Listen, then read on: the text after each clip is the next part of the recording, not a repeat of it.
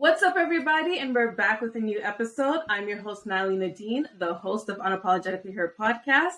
Unapologetically Her was designed to be a safe space for young women navigating the challenges of adulthood. No longer will we apologize for making choices, whether right or wrong. Instead, we will own our truth unapologetically. Created to tackle all things female, I interview women of all ages and walks of life to help empower, embrace, and educate the young ladies like myself. For today's episode, I would like to welcome Monique of DOM Productions. Today, we'll be discussing her journey and what she's learned navigating being a Black woman in corporate and entrepreneurship. Well, welcome to the podcast, Monique. Hey, Natalie. How's it going? So far, so good. How about yourself? Going well. Coming up to the end of my day, I made sure that I logged off by 7 to get prepared for this. And love that. Feeling prepared and well. Blessed and highly favored. Come with it now. Come with it. So before we get into everything, tell us about yourself, about who you are, where to follow you, how people can run you a check. Girl, this is your time to promote. Oh, no. Okay, let's do it. Hey, everybody. So as Natalie mentioned, I own a business. It's called DOM Productions. It is a content production agency specializing in photography, video, writing services, and social media content strategy for small businesses, mostly in the Greater Toronto area. But, since the pandemic, everything's turned virtual. So we found some ways to get around it and work with some really cool people outside of the province in the US. So that's been great. So we do things like team headshots, branding photography, blog posts, email newsletters, website copy, promotional videos for social. Now everybody wants to be on Reels and TikTok. So, everybody's coming to us for that. In addition to just content strategy overall for your brand and social media strategy. So that's all us. And you can get in contact with us through our site, domproductions.ca. That is DOM productions.ca. And then also it's the same thing on our Instagram too. It's domproductions.ca, TikTok, domproductions.ca. Or let's chat it up on LinkedIn too. I've been super active there lately. Starting to love it. Starting to love the conversation on there. Mm-hmm. So you can find me at Monique Hudson, and that's Hudson with a T, not a D. Yes. Oh, girl, you're a whole media house. We're trying to get there. And the thing is, it's so funny looking back on where it started. Mm-hmm. I just wanted to do videos. And then people are like, okay, if you're doing a video for me, can you take a few pictures? So then I had to learn photography. And then it was like, okay, well, if I'm taking the pictures and videos, can you write my captions for me? Then it turned into that. And then, now it's like, oh, can you do my whole marketing strategy? Okay, yeah, sure. Why the hell not? Why not? And was this something that you went to school for, or is just like, I got bored, let me try something new? Well, I went to school for journalism. So I went to Ryerson, got my bachelor's there. And it was a huge focus on writing and video. Mm-hmm. But when I graduated, I realized that I have no interest in going into journalism. So that's when I was hired by a company to work on their marketing team as a content producer. So essentially, I'd be creating all of their social media content, all of their blog posts. So I was doing a lot of written work and a lot of short video work for their social media. So it's just taking the skills that I learned from university and then transferring them over to a different industry, which would be marketing. Oh, I love that. And also you mentioned the thing right here, you went from videography to photography. I feel like, at least for me, most times it's the opposite way around. Yeah, a lot of people are like that. I hated photography. Oh my gosh. I told this story to a few people and they're in disbelief. But I got my worst grade in university in photography class. Wait, what?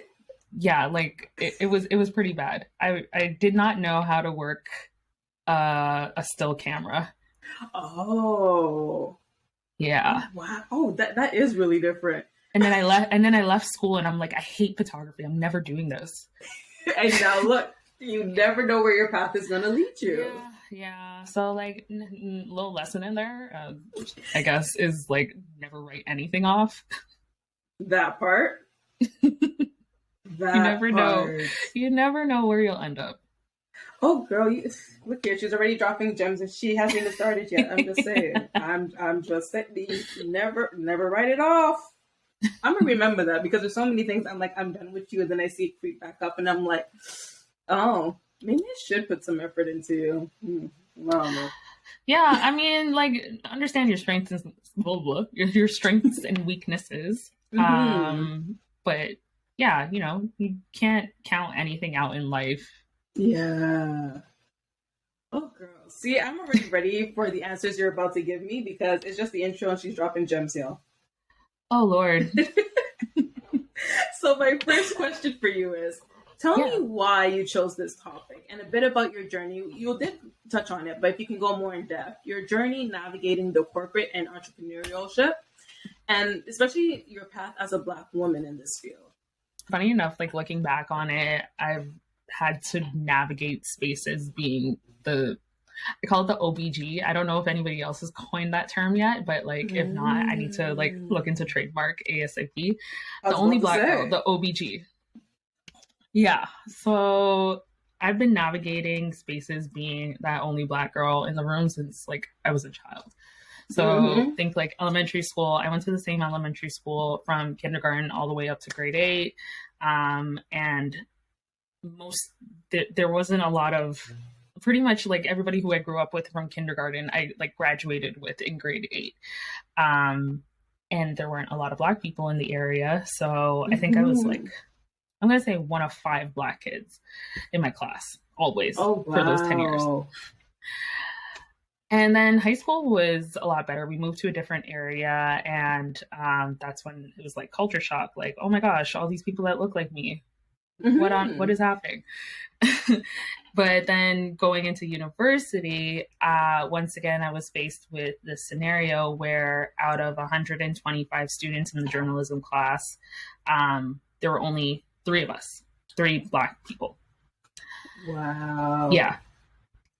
And then after graduating, I worked for 2 different companies where I'm pretty sure we were about 200 employees. There were probably about 10 Black people at any given point in time. Like, I can definitely vouch for my team, the marketing team. I worked with 1 Black person, and he was there for a few months, and then he left. So to say the experiences were awkward is like putting it lightly, especially when I became more aware of it as I got older. I mean, like in elementary school, it's kind of like you just joke about it, like ha ha ha, I'm like I'm like darker than you, whatever, or like those really bad stereotypes that we had back in the day where like kids would be like, oh, did you bring fried chicken for lunch, like that kind of stuff. But like you joke about it back then because you don't think of it, you just think I'm different, and the way I'm treated, it doesn't have anything to do with this. But then you get older and you realize, like, oh my gosh, what is it? Is it? I don't know. You just start to question a lot. Yeah. So, like the thing is with the elementary school experience too, like I can't really speak too much on that situation just because I think it was more a matter of the area that we lived in. But on the flip side of that, like the university and work experiences, like they were quite disheartening because at that point, like I'm face to face with this situation and I can't really do anything about it, Yeah. And yeah, it's like years of feeling that people are not understanding me, or they're looking down at me, or they're serving me backhanded comments. And it took a while for me to like step back and think, wait, maybe it's not that I'm a weirdo or I'm dumb or I'm unqualified or I'm too young or I'm too naive. It's these people either knowingly or unknowingly singling me out as the only Black girl. Yes. Yeah. Oh. And I feel like a lot of people, I think are put in this situation or grow up in this situation, and it does take a lot to talk about. It does take courage, because even in my postgrad program that I just did, out of everyone in that program, 3 Black girls. Yeah. When I did my undergrad, a lot of people in the communication course, but then for some reason, whenever we went out into like the tutorials, I'm like, now how the hell, with all the Black people I saw in that room, where did y'all go? Because now it's just me. I did French, and I think French is when I really experienced it, because I did French immersion and I did French university, and I was usually the one of maybe 2 Blacks in the class from like first year to graduation. Yep. And it's like, again, it's like a culture shock, reverse culture shock, and I think it got to that point where it just felt so natural. Like if I saw more than 3 of us, then it's like, oh hey, what?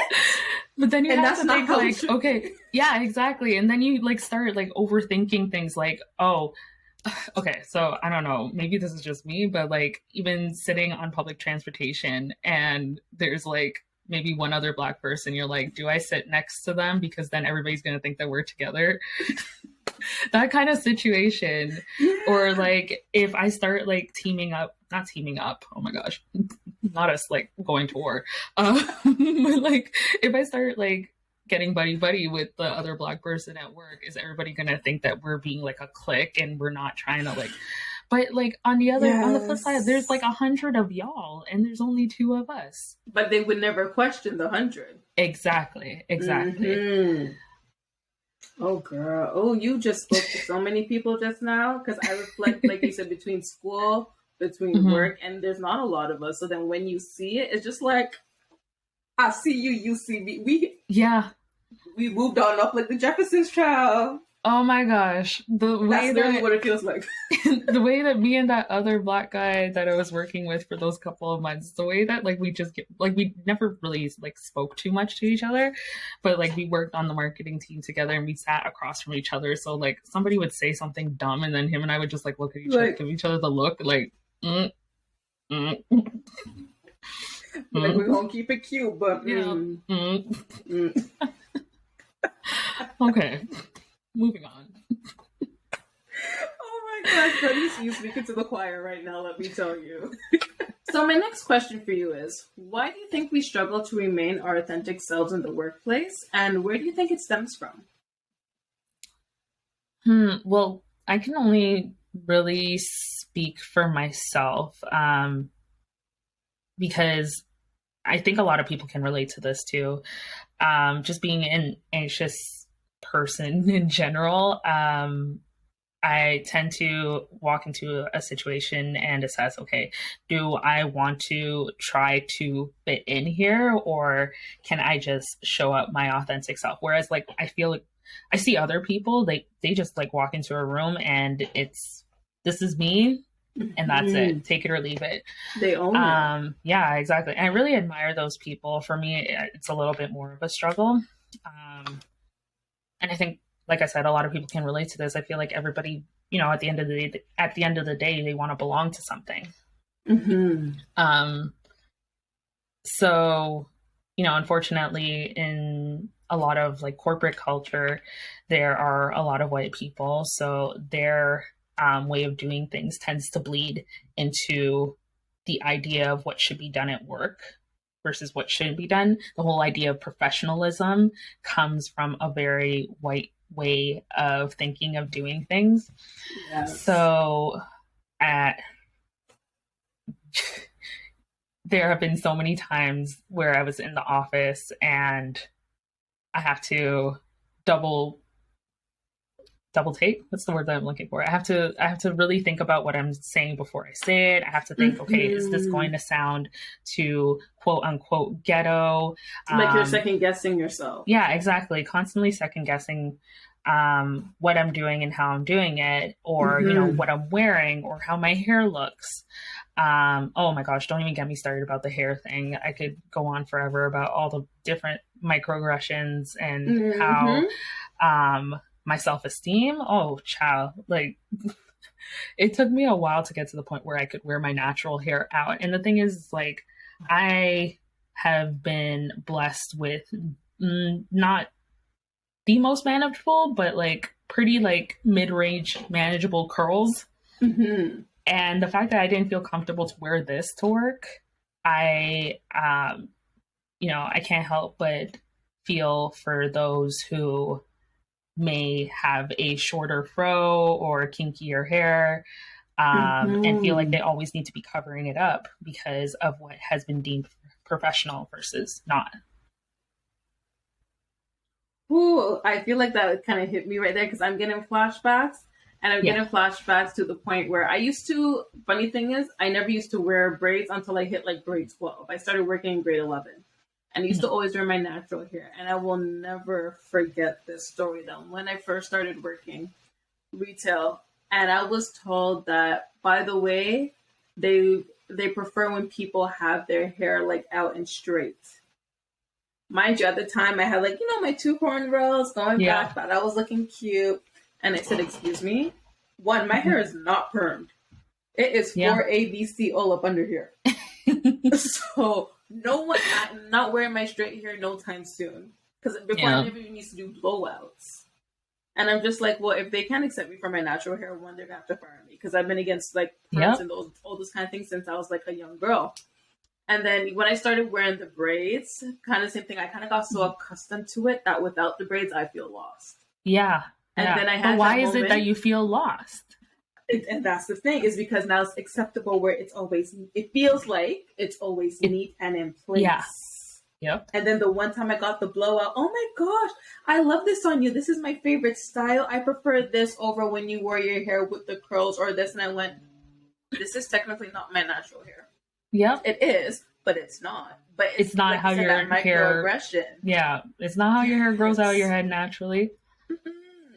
Girl, in about 2 hours, it's about to curl right back up. But okay, thanks. Like, I don't really take that as a compliment. Can you imagine? I was known as the girl who always changed her hair. That was my title at work, apparently.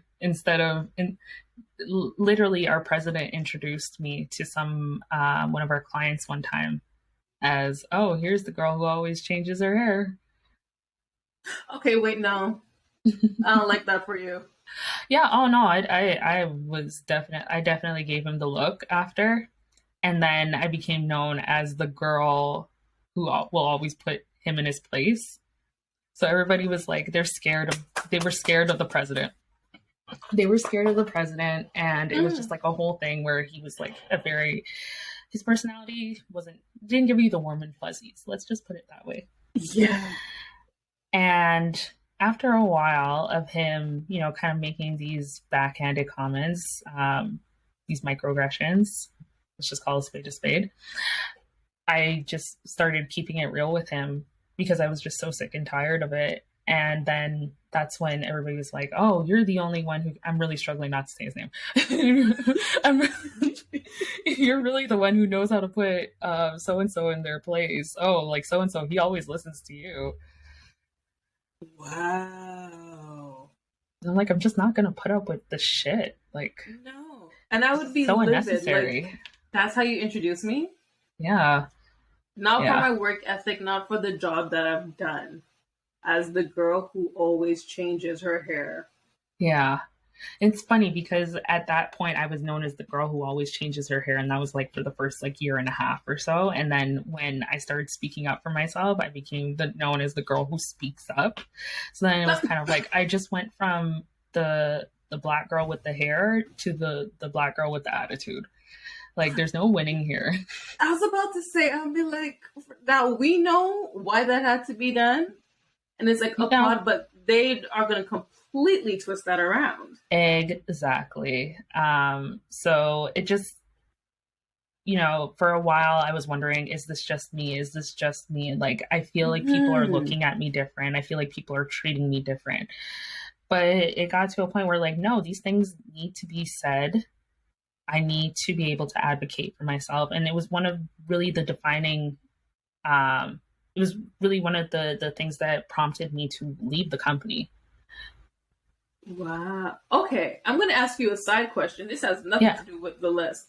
But how do you suggest women in business advocate for themselves and take that step? Because I know a lot of us, we hear these kind of comments and the microaggression, but we stay silent. We're afraid to speak up and defend ourselves. We're afraid to say, hey, I actually did not appreciate that.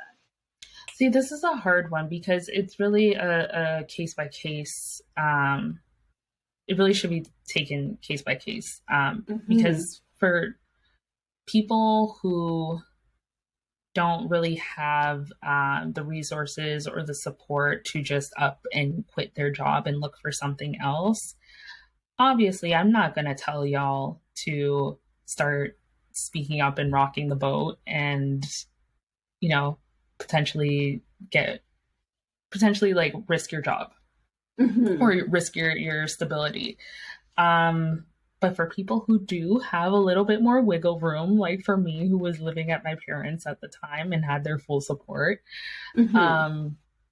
for me, I think just like weigh your options outside of the job that you're in. Okay, so let's do that first. Then,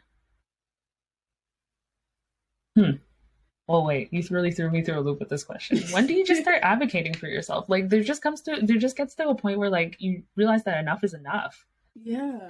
And like talk to other people too and just get their opinion on like what would they do in your situation. Because I know a lot of people like myself will think like, oh, maybe it's just me. Yeah. But like when you start talking to people, you realize, no, it's not just you. And that's what starts to make it a little bit more real for you. So yeah, now I'm thinking about it, like going back to those times, like I did confide in my friends a lot, who were also just coming out of school, getting the little corporate gig, getting the benefits. And we're all kind of feeling something similar happening where we feel like we're qualified for these jobs, but something is not clicking. Something's not feeling right. And yeah, just like find your tribe, find somebody who you can genuinely confide in. And, you know, if it happens to be somebody in the workplace, that is amazing, but also be very careful about that because at the end of the day, businesses are businesses.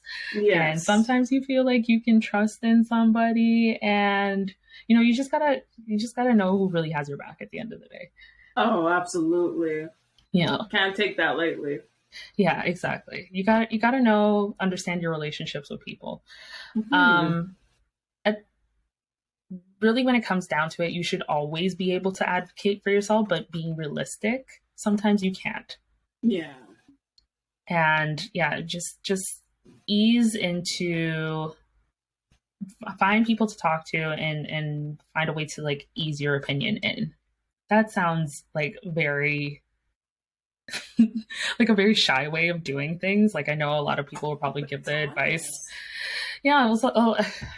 Yeah. Because I think everyone's go-to answer is like, yes, rah, rah, rah. But the fact that exactly. Sometimes you're not in that position to, at least not yet. Yeah. And not a lot of people have that personality trait where they're always rah, rah, rah, but they should still be able to advocate for themselves. Oh, girl. Oh, you just, again, motivating some people. Let me tell I'm you. trying to motivate all my quiet, awkward babies out there. All my quiet, anxious, awkward babies. Look here. We appreciate you. So my next question for you is, how have you balanced being who you are within a room of people different from you?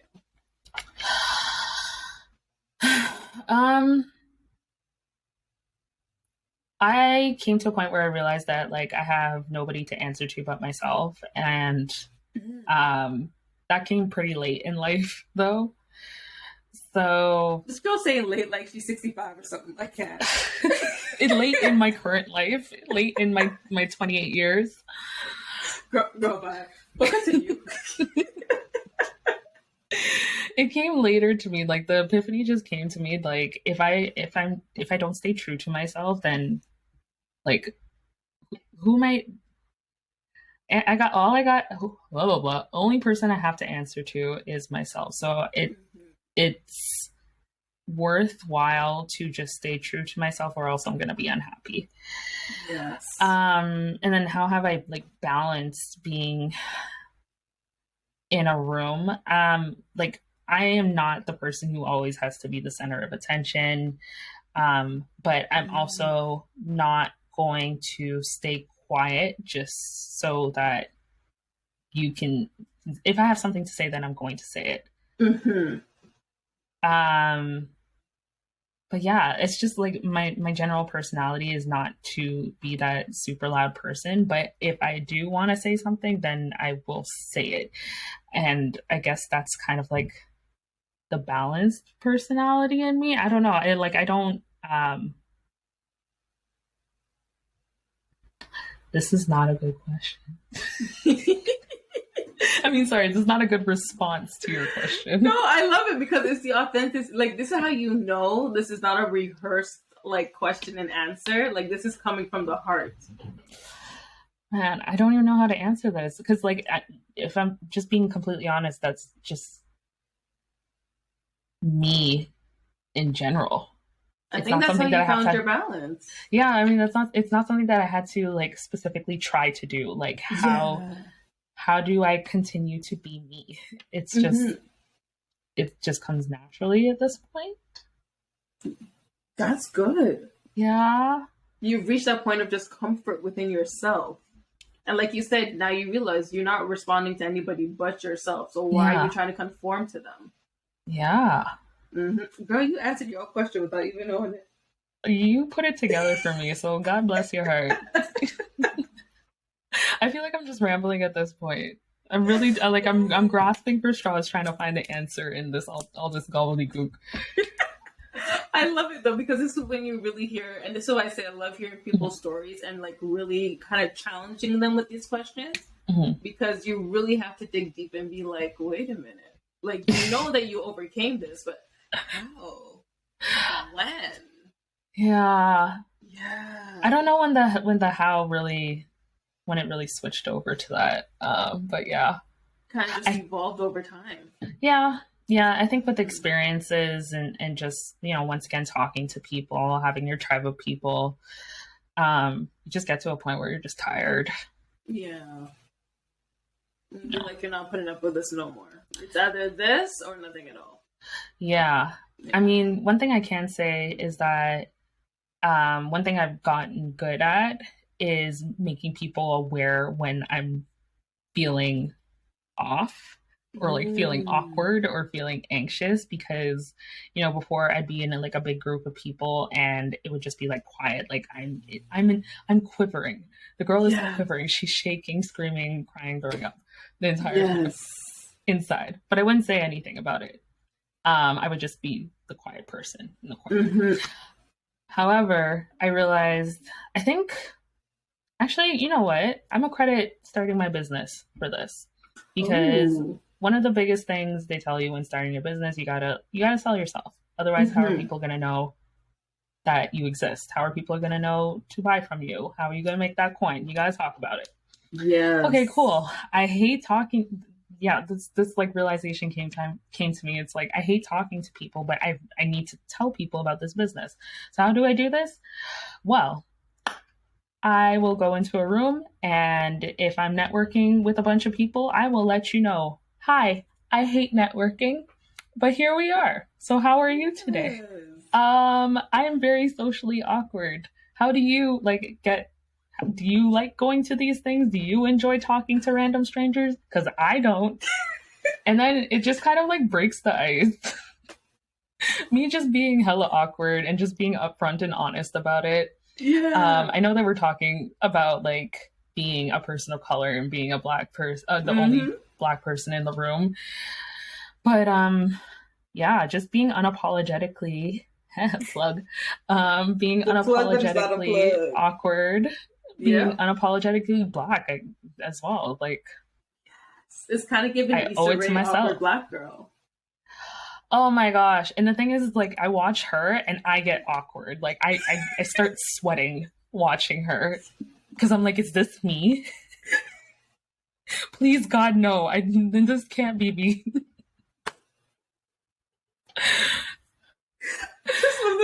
and you get awkward watching her because I thought I was the only one. And that's why I love like awkward black girl insecure. And I'm just like, oh, Issa. The secondhand embarrassment is too much. It's too much. It actually took me a while to get through season 1 of Insecure because I'm like, I can't do this. But no, I finished it and it was amazing. It was. It really was. Yeah. Shout out Issa Rae. Right? Like, the OG awkward black girl. We're here for it. Yeah. So my next question for you is, can you tell us about a time when you felt judged based on who you were instead of your qualifications? And this kind of also ties back into your story about being introduced as the girl with the different hair. Yep. Oh my gosh. There were so many instances at that company. It was just a wild time. And I was also young. I was like 21. Yeah, there were like on top of that last story, like I remember there was another time where so we're on the marketing team, right? So like when we get together as a team, we're talking about like different marketing efforts or like things we could do to expose the brand to new audiences. Yeah. We were a credit card aggregator site. So you go to the website and you like put in your needs like, hey, I like to get travel points, or I like to get points for like buying gas or groceries. I spend a lot of money on groceries. Like what credit card would be the best for me? Got you. Or like I'm a student, like what's the best credit card for me? Mm-hmm. So we were trying to think about how we can market to students going back to school. This is like post-secondary students. You're getting your first credit card. You know, how do you market to them? Mm-hmm. So I remember clear as day bringing up the idea that we should be going to schools. I remember when I got my first credit card, it was because, you know, those credit card people are like ruthless. Like they'll set up during Frosh Week and like force you to sign up for a credit card just so you can get a free t-shirt. And people fall for it every time. It works. It works. I got my Raptors t-shirt. I was happy. I was content. I didn't know it was nice and branded. Yeah. I didn't know what the interest rate was. I didn't know what I was signing up for. I just knew that I was getting a free t-shirt. Okay. So yeah, going back to my story, I brought up the idea of, you know, setting up in schools. Even though we weren't the actual credit card company, I felt like it was worthwhile for us to like go to schools and like introduce students to us so they'll go to our site and sign up for a credit card. Mm-hmm. I think that's a fair idea. To this day, I will die on that hill that that's a good ass idea. Yep. However, I was shot the hell down. Yeah, I saw you try to continue something like, girl, unapologetic. Go ahead, don't worry. Oh, okay, I can swear on this? Absolutely. Okay. I was shot the fuck down. They were really trying to clown me, saying that wasn't a good idea, you know, because students, the actual students aren't the ones signing up for the credit cards. They were convinced that it's parents that give their kids credit cards. Yeah, when they're underage. When I'm like 18, 19, I don't know. It's just like, I know for me and all my friends, none of our parents gave us credit cards. The facts. I don't know about you. I'm just like, I was just so shocked. And I was shocked at the fact that, okay, y'all are really trying to clown me right now. As if like, I just came out of university. I know what these people be doing. And then, yeah, you're like, I just felt like I was out of my league at that point. These people obviously grew up in a different culture and a different way of doing things. Yeah. And yeah, just like so many times where my ideas were just not being taken seriously. And yeah, it built up a lot over the years. I remember every Monday morning we'd have our content meeting and then we'd all just like pitch in a bunch of ideas, and it's always like Monique's are at the bottom of the list. Oh, wow. Yeah. Dang. But then you see how you went from that to now running your own business. Knowing exactly what the people want, how to serve them. Running my own content marketing agency. Yeah, coming from the girl with the hair, the girl with the attitude, the girl with the bad ideas, because she's a broke black girl, broke black young girl that doesn't know anything. Not yeah, that, running. But like, yes. She's like, yeah, you ain't shit. I'm like, wait a minute, that was the wrong time to say yes. Yes, to see who she became. You see that? It's growth. Growth. Yes.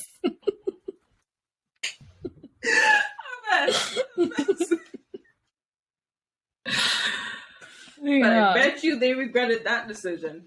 I mean, I don't know, man. I don't know. I see a lot of my past coworkers liking my stuff on LinkedIn now. Yeah. Yeah. You know, I try not to even think about it because like that time of my life is just so behind me, and I like to just move on and be better.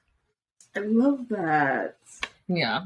And honestly, like one of my missions right now for my business is to create a company, a culture, a workspace that feels safe for everyone, that is comfortable for anyone in any stage of life, age-wise, where they've come from, where they are mentally in their life. Like, I just want everybody to feel not feel like I did at that company. I don't want anybody to ever feel like the odd one out. Yes. Of course, like we should always celebrate everybody's differences. But at the same time, we should be able to come together as a community and not feel like we're being judged for those differences. That part. Yeah. There's like that very fine line and shaded gray area where it's like, yeah, let's do this. Oh, but let's leave that out. Yeah. Yeah. Now, kind of in relation to this, because we talk about the comfort and stuff in the workplace, I want to ask you about code switching. And do you still see code switching as a problem for many? Did you see it as a problem for yourself? And do you think companies and just overall, just the general public have become more accepting? I mean, the awareness is there. The awareness is growing. She's there. It's officially been 3 years since I quit that job. And 2 years since I've been out of corporate. So I don't know, maybe companies are becoming more accepting. I mean, I know my friends, they're still kind of dealing with the same kind of situation. One's in engineering, one's in web development, another one is in graphic design, and it's still kind of like, yeah, I'm the odd one out at my company. So, I mean, more people are aware of it. I know companies are trying to do more to encourage diversity. I don't know if they do much in their hiring processes. I would hope so, but you know, I don't know. I don't know. Jeez. Wonderful way to end a question. No, but but I think first of all, the fact that you can't answer that is what I find is amazing, because that's how you know you got out doing your thing, and it sustained you for the last 2 to 3 years. But it's the fact that even for your friends, it's still a topic of conversation. That means nothing much has changed in the last 3 years. Yeah. And I can even say from personal experience, it's still going. I still find myself, even when the jobs I was working before, still code switching, not even with customers, but still with the fellow associates. When like the big bosses came in and went from hi, how are you today? Do you find yourself doing that though often? Often, even with the jobs I have now, I still see myself kind of code switching a bit, and I think it's just out of habit. Yeah. And I've had to code switch to fit in, and also reverse code switch to fit in. So I've always been told, like, oh no, you speak white, you act white. So I've always had to be, when I'm around other people who look like me, then now I have to reverse code switch, talk with, like, you know, a little bit of, like, in a sense, swag or an accent to fit in. And it's like, this feels so unnatural. I just sound hella funny. Yeah, I completely relate there, where like I told you, like I went to an all-white elementary school, and I went to high school, and everybody's like, what the hell? What's wrong with you? And it's like, that's just how I talk. Yeah. And then coming out of it, and going to uni and going to work after, it's kind of like I'm a mix in between the two, and like I didn't know which way to go. You'd be at work and something slips out, and you'd be like, ooh. Yeah. Yep. I didn't need that. Yeah. And there's like so many references and stuff like that too. Like, I don't know if you ever use Slack, but like I remember having like the Slack channel and like everybody's talking about something and like I just want to put in like a cultural reference, but then nobody is gonna understand it. For sure. I just remember back in the day where, because like I'm very out of touch with like the music of today, for example. Mm-hmm. And I remember for a whole summer straight, I spent watching 106 in Park. Ah, that was me too. At noon and at 6 o'clock. Okay? 106 in Park a whole summer. Oh my gosh. I spent, I think, entire grade 9 and grade 10, I would come home for lunch and I would just turn on BET and have BET Now playing. So that way, like, I was up to date on like all the music videos and stuff. See, just thank God I was not the only one who had to go through that. Because I'm just like, okay, so what's the music of today? I'm here like learning the dance moves. Yeah. No. When Crank That came out, ooh.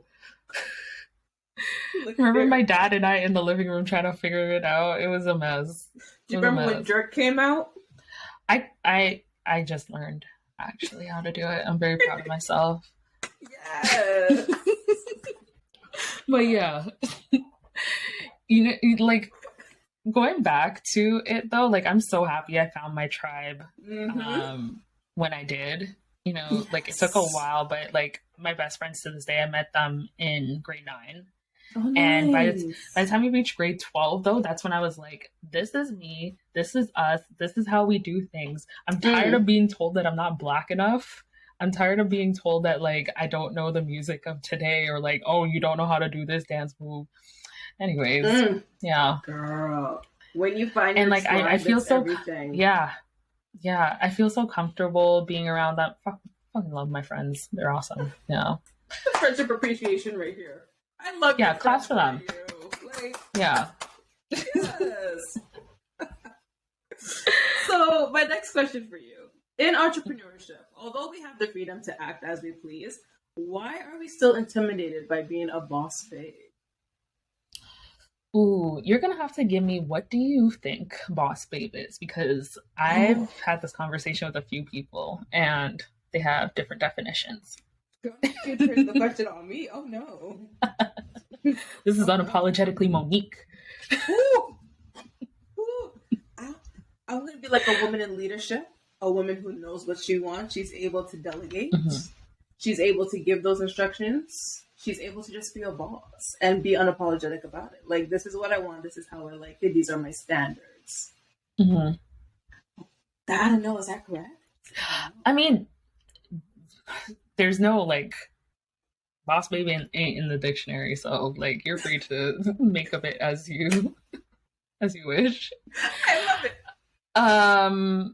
There has been a little bit of discourse between the girlies about what it means to be a boss babe and how it could be a little bit problematic because, once again, it's a term that has been coined by white women.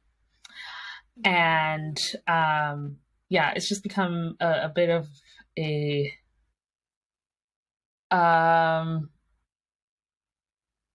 toxic, I don't want to say it's all toxic, but it's just very like toxic positivity is definitely a trait of being a boss babe, or so a lot of people say. And also pushing like this whole grind culture, just a lot of like negatives around it.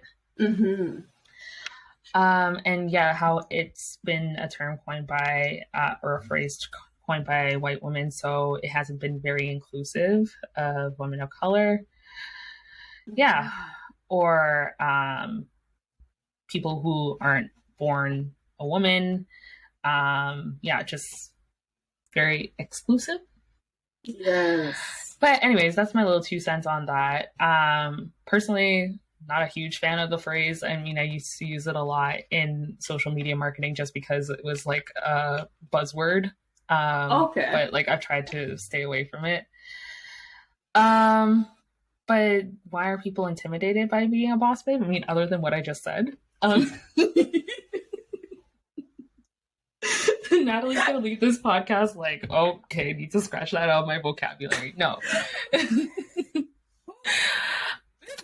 That's what I just be hearing through like the grapevine. I mean, like there has been some discourse online, but like nothing where like boss babe is canceled. So like, I don't know, whatever. Do what you want. What's that toxic positivity? I like how you said that. I'm gonna look that up. Yeah. But why are people intimidated? I guess what you're trying to ask is like, why are people intimidated by, you know, seeing their full potential and speaking up for what they want, what they need? Mm-hmm. Yeah, I mean, that's,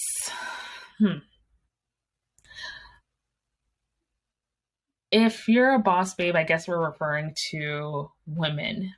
And then we're going to have that discussion as to like, why do women have a hard time like finding themselves in leadership roles? Yes. It's like more of like a patriarchy argument. Like, why do I feel like I need to be submissive to a man? Mm-hmm. It's because for years and years and years and years, we've been put down and made to feel lesser than. So it's just kind of like an internal thing. And, you know, this is me just like getting woo woo for a second, but that stuff is like passed on genetically. Like that stuff's passed on when you're born. Like, so, you know, you're just kind of born into a society where you already have this ingrained in you, but then also like you're put out into a society where like women are seen as lesser than. I mean, like surface level, like we are getting up there. You know, you see women as like prime ministers. Shout out to my girl Jacinda in New Zealand doing the damn thing. I freaking love her. But yeah, like there's still a lot more room to go. There's still a lot of places where women can't speak up for themselves. It's like illegal or it's looked down upon. Yeah. So, just with all that being said, it's really a patriarchy thing. Fuck the patriarchy. Yep. 100%. Yeah. Oh, and also, I'm like just rambling on again, but no, girl, you're dropping gems. How you mean?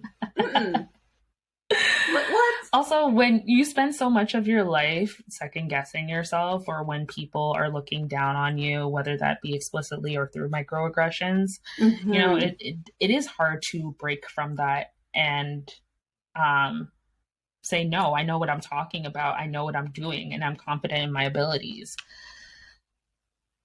Yes. So being a woman of color, being a person of color, being a woman, like all those things against us. Society don't want to see us win. No. We're born with a lot of things coming against us. Yeah, exactly. Yeah. It's kind of like you're always up in arms, ready to, you always have to be ready to fight. Like you have to stay ready so you don't have to get ready kind of vibe. Exactly. And then sometimes you're just tired of fighting. Yeah, yes. You're tired of fighting. So that's why you don't end up being the boss babe that you want to be. Because you're like, you know what? We've reached that point. Let me just go to my bed. Yeah, try again tomorrow. Or not, for some people. Right? Be like, maybe next week. Next month, next year. I don't know. Just not today. Yep. Oh. Now, we need a little advice for the girlies. Just a little bit. Now, how did you kind of spoke a lot of different ways of how you overcame these struggles. So what I'm going to get you to do is, what is your primary advice to those trying to do the same? Like if you just have to pick one, what do you think that would be? Oh, I got her thinking. Yeah. I know for me personally, what helped a lot, I mentioned this before, finding your tribe, finding your peoples, finding your girlies. And when I say girlies, it doesn't have to be actual girls or females or women. Just find your people that you can be unapologetically yourself with. And then it kind of helps you to put out that same person to the world. with my friends, I've been able to be completely, totally honest, 100% myself. I've been able to tell them about my successes, my wins, but also like my failures and my downfalls. They've seen me go through so much, and if I didn't talk to them, I would freaking explode. I mean, if I didn't talk to them and my therapist, go to therapy. That should be my tip. Everybody, go to therapy. I've been hearing this a lot, and I'm so happy that more people more vocal and public about talking with this, because before it was so taboo. You only have to go to church, you're going to pray, and then you're going to keep your business to yourself. Oh, child. I'm still like trying to get my parents out of that mindset. But yeah, I've been going to therapy for 7 years now. And the best thing that could have happened to me, shout out BJ. She's the best. Girl, you send us the link. Send us the link. Okay, no. I will actually like let y'all know. Affordable therapy, I know Affordable Therapy Network. Search that on Google, and they have a specific like Toronto chapter. So I think it's like Affordable Therapy Network Toronto.org or something like that. But it helps you to find therapists that are specifically catered to your needs. So they allow you to like filter out by like if you want a specific background, like in terms of ethnicity. Do you want them to specialize in like abuse or a specific gender? Do you want them to be of a certain age? So many different things that you're able to filter through. So yeah, definitely check that out. And then also they give you like a range of price options, because I didn't have that when I found my girl, and I'm paying an arm and a leg, but it's so worth it. Once you find that person, stick with them. It's hard at first to find them, but once you find that person, just ride it out with them. It is so worth it. Ooh, I love that, and I love the honesty, because like I said, it's just one of those topics people are afraid to touch. You hear therapy, all of a sudden something's wrong with you. Why is she going to therapy? What's going on? But it's like it's just another form of self-care. The same way you're supposed to drink water, take your vitamins, eat your greens, try therapy. Even I'd go as far as saying, like, you go to a doctor when your arm is broken. Why not go to a doctor when you feel like something's not right up here? Yes. Yeah. We'll have to sit on that for a minute. Yes.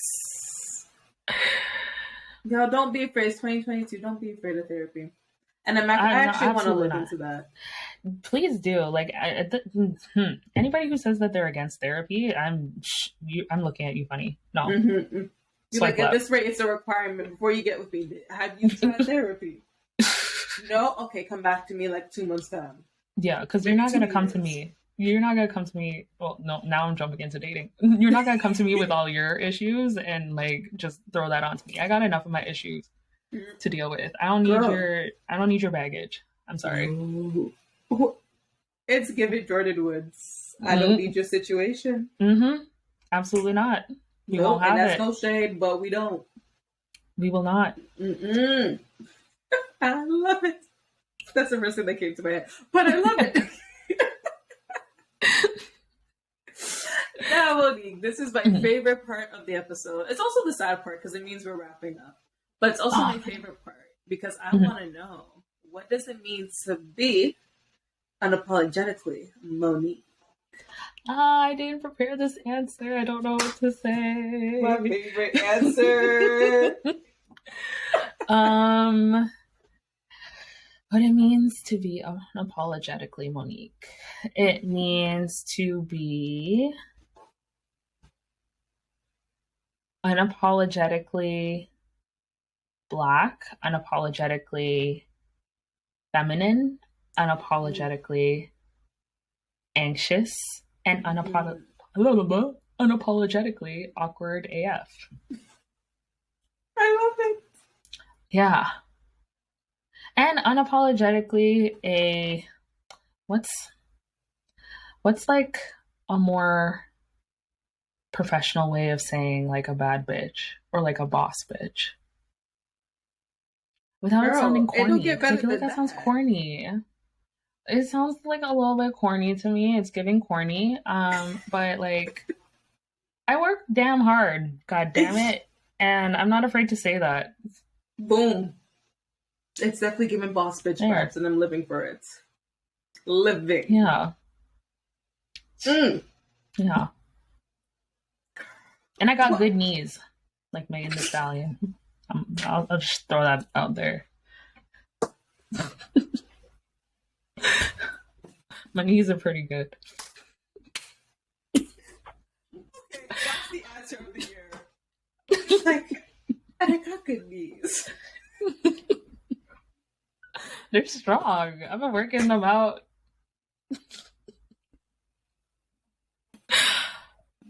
But yeah, that's me. And I'm laughing because I don't, because I'm thinking about myself and like after 2 drops, that's it.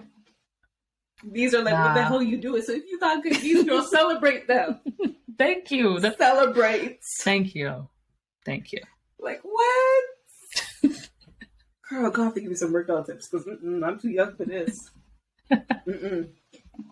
Body's How old are you? 25. I'm 25, but the body and the mind's giving 50. Gosh, it's a baby. Girl, you would think, but no. Yeah, you gotta make sure you get your stretches in. Another tip for y'all: make sure you stretch. Okay, that's my wish for you. Yes, I receive it and I accept it. Oh my god! You know what? I can't because I'm gonna be laughing here for like the next hour. You guys, on that note, this concludes today's episode. I just want to thank my guest, Monique, so much for joining me today.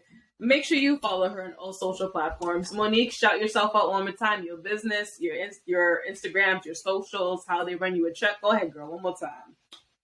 All right, y'all. So I am the founder of DOM Productions. So you can find us at domproductions.ca on Instagram. That's also our site. That's also our TikTok. And you can give me a follow or connect with me on LinkedIn at Monique Hudson with a T. Yes. Yeah, hit us up for all your content production needs. If you're a small business, yeah, definitely reach out to us. Love that. Make sure you guys go check her out, especially because I know a lot of you want to be online now. A lot of businesses going to the online metaverse, whatever they want to call it. So make sure you hit her up for some services. Like, if you're going to be online, at least get it right. At least. Yep. Come on now. Top tier Least quality. That's all I'm saying. As for the podcast, follow the show on Good Pods at Unapologetically Her, on Instagram at Unapologetically Her, and subscribe to the YouTube channel, Unapologetically Her Podcast. And yo, we surpassed 100 subscribers, so thank you all so much. Oh, girl, thank you. That's for you. What? We finally surpassed 100, so thank you guys so much for subscribing, liking, watching the videos, listening to the episodes, checking out the vlogs. Whew. You can also listen to the show on all streaming platforms, including Spotify and Apple Podcasts. And lastly, don't forget to check out the blog on www.unapologeticallyher.ca, and we are Canadian, so it's .ca, not .com. And also fill out the Google form if you want to be a guest, like Monique. Thank you all so much for listening. We'll check you guys in the next episode. Much love. Peace. Thank you again, Monique. No worries. Bye. Bye.